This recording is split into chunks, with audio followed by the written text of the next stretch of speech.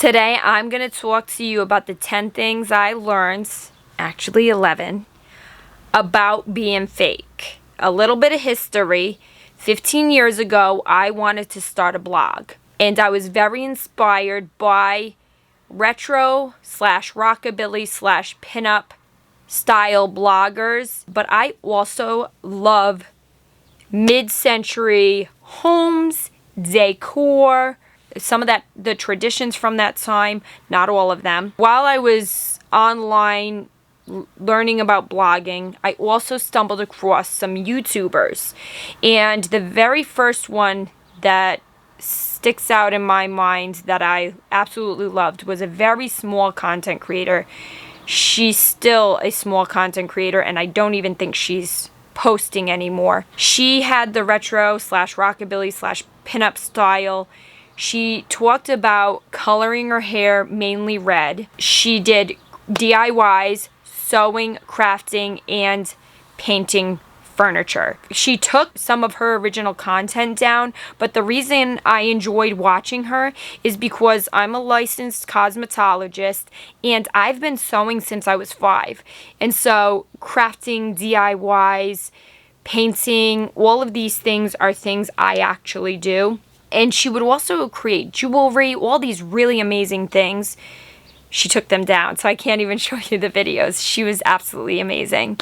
That inspired me to want to create my content. So I created a blog and a YouTube channel. We moved from Connecticut down to South Carolina during this time of me having a blog and YouTube channel. The first thing I'm putting up is DIYs because I had a trajectory of what I wanted to do. I really wanted to design the lifestyle and the aesthetic and the things I enjoyed.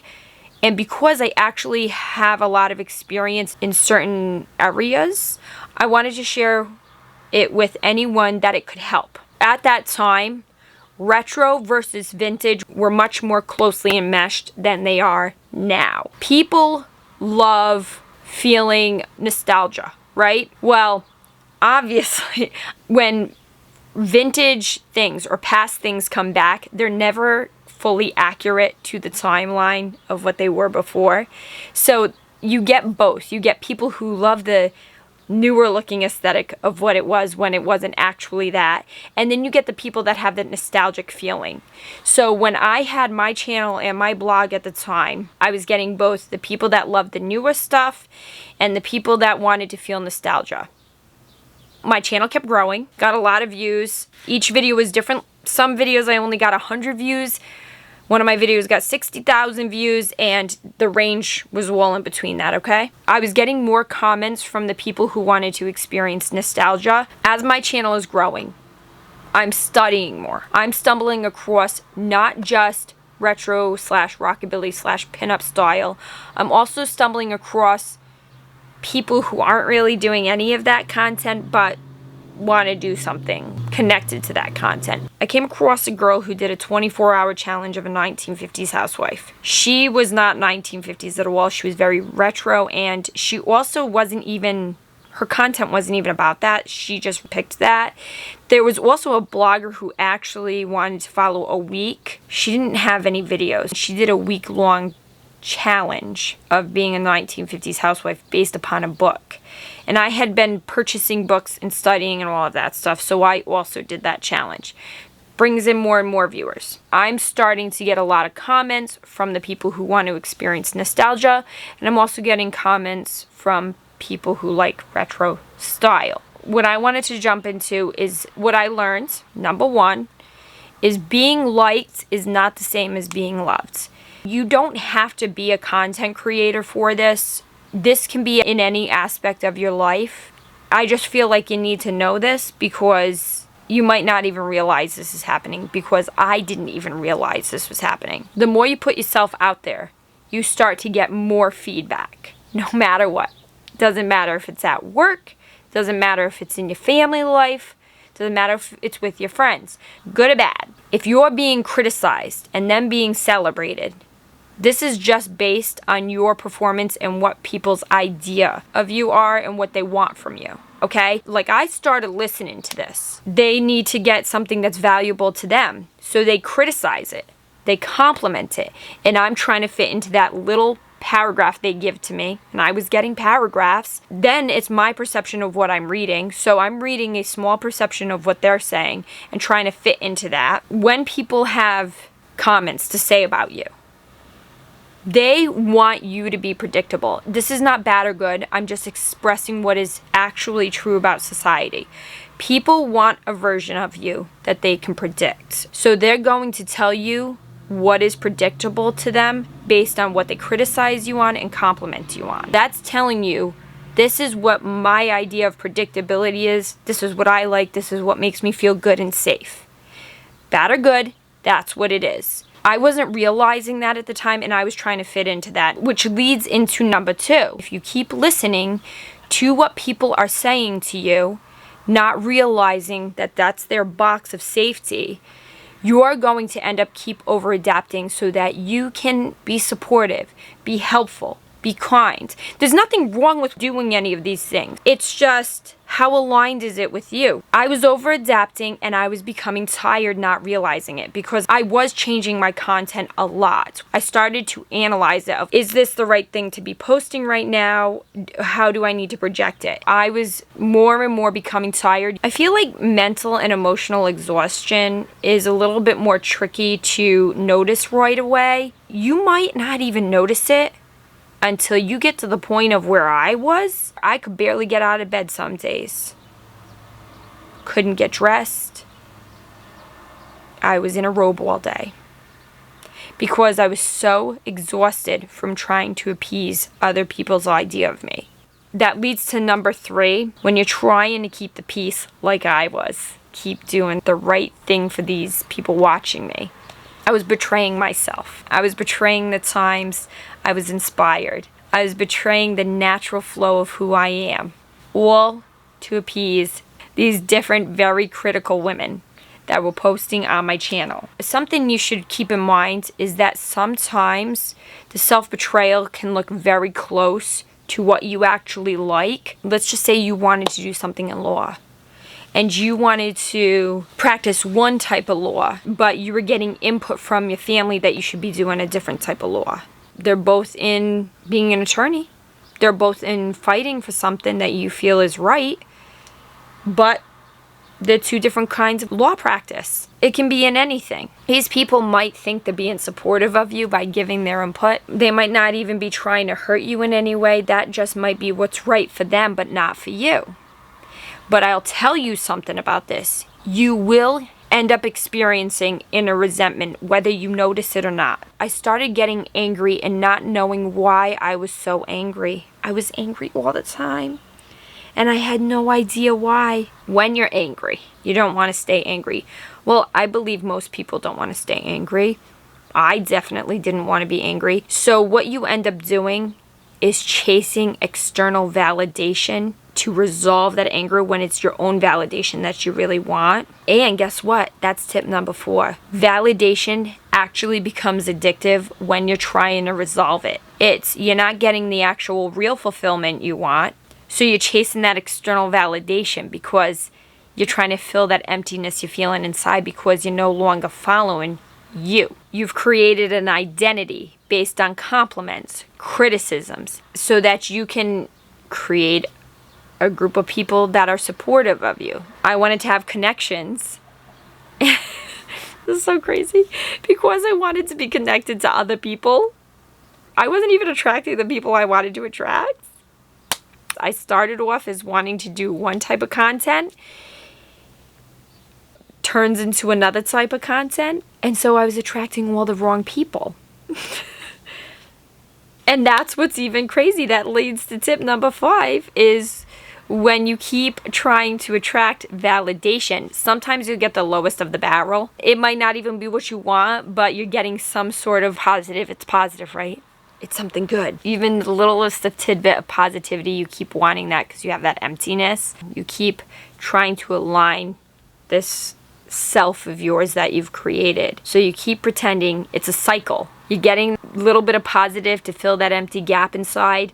So you keep attracting the wrong people and you just keep doing it. That's what I was doing over and over again, doing more and more content that these other people wanted because those were the people that were so boisterous, the loudest people. So I was listening to them. Here's the thing. That's only sustainable for so long because no matter what, real parts of you are always going to seep out. It's impossible to completely control everything. It is. When the real you seeps out, you create that friction with the false relationships. It's just perpetual. And you won't even always realize the real you is seeping out. It can scare you without even realizing it, but that's what it is. And then it turns into number 6 where you get really confused about who you are and you lose the clarity. I wanted to curate my own lifestyle and instead I was trying to fit into this nostalgic aspect of things, which is not really what I wanted. It's okay for what other people want and it's okay for what you want.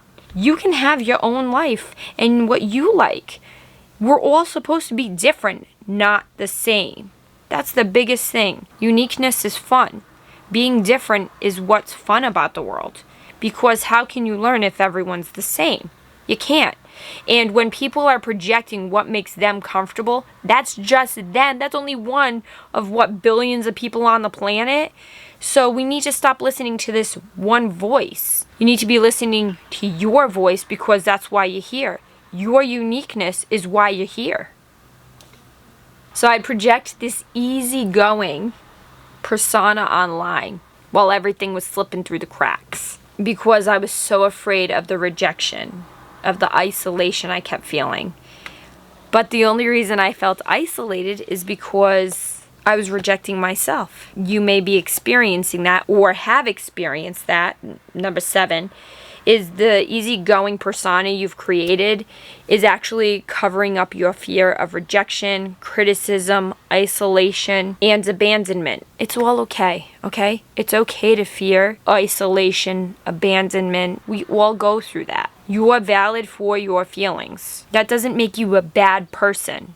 That doesn't make you wrong for wanting to be in a group of people. That fear of rejection actually may lead you into number 8, which is you may start to over-explain yourself and then that creates more confusion. Yes, I wanted to share personal aspects of my life and my lifestyle, but I was sharing way more than I wanted to because I was trying to chase that constant external validation. I was sharing personal things I didn't want to share. I wanted my online channel to be more professional because to me it was more like a business while sharing, authentic personal aspects of myself. You may end up as a defense mechanism starting to over-explain yourself, which creates more confusion for yourself and for others. And you don't owe anyone an explanation. You need to have a clear line between what's you to keep to yourself and what you show to others. So I'm going to tell you what ended up happening through all of this. I'm trying really hard to be liked. I'm getting more and more exhausted, chasing that validation to keep the peace, betraying myself. Then it's attracting the wrong relationships. I'm losing clarity about who I am. I'm pretending to be easygoing. I'm over-explaining myself. All of this stuff is becoming chaotic to the point of where I was no longer creating content. I was sitting in bed,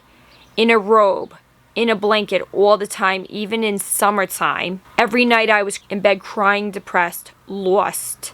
Didn't know what in the world to do. Cluttered, messy home that I was not physically able to upkeep because I was so depressed, tired, and so lost. And there were other things that were happening in my personal life with my personal familial relationships that also added to this because I was also trying to get external validation from a parent of mine. I was also getting input from that person about my channel because they were alive during that time. Well, everything came crashing down all of a sudden and it hit me over the head that I was not happy, that I hated my channel. And this is what's even crazy.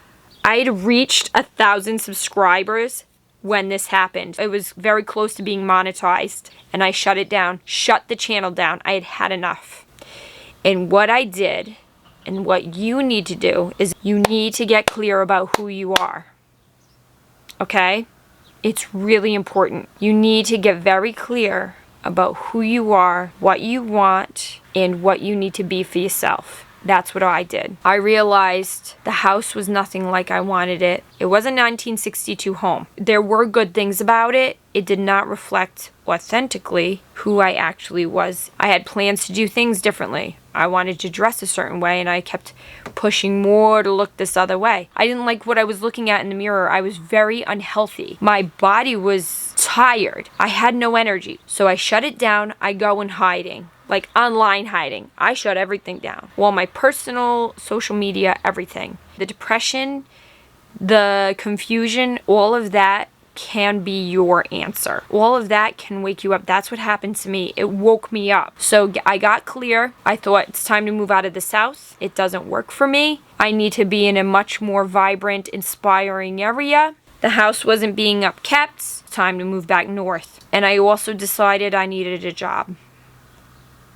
Oh, and by the way, I've always wanted to be an online content creator. 15 years ago when it first started being a thing, that's when I really wanted to do it. Now I'm here in the north again. I was suppressing so many aspects of myself. I'm becoming more and more myself every day. It takes a lot of time to be authentic, but I promise you it's way more fulfilling because there's a confidence that grows in you that you will never have had or experienced before. There's now a combination of experience, self-acceptance, confidence, and that further alignment that didn't exist when I was little, and that'll exist for you too. It just keeps getting better and better, okay?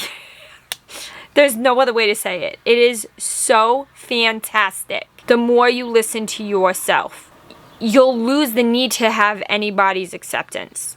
I don't, with all due respect. And when you start to have that, it feels scary at first. The authenticity will feel riskier at first. Stop. Authenticity can actually be sometimes dangerous in certain environments, especially if you're surrounded by fake people. If you feel your life is at threat, please protect yourself and seek out a safe space or trusting people who can actually protect you. Your existence is way more important, so if you need to stay quiet and move in silence for a short time or for an extended time, please do that first until you're in the right environment for you. But I'll tell you what, you'll feel more amazing than ever. And safer in the long term. In this process, something you need to know is not everyone's going to deserve access to you, okay? You don't have to overshare. You don't have to over-explain. When people ask questions, you keep that stuff to yourself. You keep a line between personal and public. You don't know everyone an explanation. It's okay. I'm giving you that permission. Number 10 is not everyone deserves access to the real you, and that's okay. You can be kind. You can be respectful. That's important, to be respectful and kind to everyone. You just don't owe them you. You have different experiences. You have different upbringing. You have different knowledge, different education. Doesn't matter how closely your experience is to somebody else, it's still going to be different. You had different parents, a different dynamic. Even in the same family, your personality is different from, let's say, a sibling you have or a cousin. You're not going to get the same experience even from the same parent or the same aunt or uncle. Your experience is going to be different. Number 11, out of all of this, the real authentic you isn't created. When you're trying to create something that's a persona, that's a fake version of you. What will happen as you become more aligned with who you are, you'll uncover who you genuinely, truly are meant to be. That's number 11. The real you isn't created. It's uncovered. What's going to happen is you're going to peel back the performances, peel back the conditioning, peel back the fear. All of those things are going to fall away because you're going to feel intuitively and aligned. This is who I'm meant to be. This is what I'm meant to do. This is what I'm meant to express. That is going to be the best feeling for you of all. And then everything you were chasing, you're not going to need because you're going to feel so warm and full inside. And that's what's happening for me. And that's why I'm telling you that, because I feel so full and so content inside for who I am that I just want to share it with you. I want you to feel this level of fulfillment, authenticity, alignment, and deeper connection to self, deeper connection to the source of things. There's no words for it. I'm doing the best I can because I want you to genuinely feel this in a time where so many people are being fake just to be accepted, because it is scary. It's really scary to feel alone and feel like you're never going to have anything. But I'll tell you something, having yourself is more fulfilling and more peaceful and more joyful than you can ever get from anything else.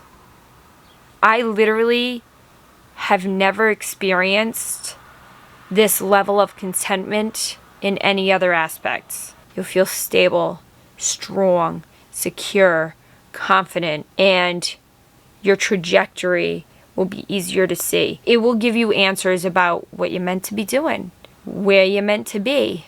It'll make things so clear for you. But I just really want you to know that your original authenticity is more important than you copying someone else or you trying to be like someone else. You are here as you for a reason. There's something you have that no one else has on this planet, and you need to remember that.